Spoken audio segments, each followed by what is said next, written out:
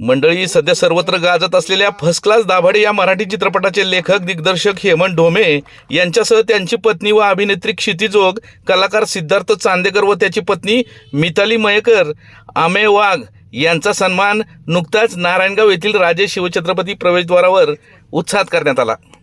उपसरपंच योगेश उर्फ बाबू पाटे, पत्रकार किरण वाजगे, ग्रामपंचायत सदस्य हेमंत कोल्हे आदी मान्यवरांच्या हस्ते यांचा धूमधडाक्यात स्वागत करण्यात आलं. बघा, या प्रसंगी स्मिता विटे, हेमंत कांबळे, निलेश दळवी, मंदार रत्नपारखी यांच्यासह श्रीयश मेहर आदी मान्यवर उपस्थित होते.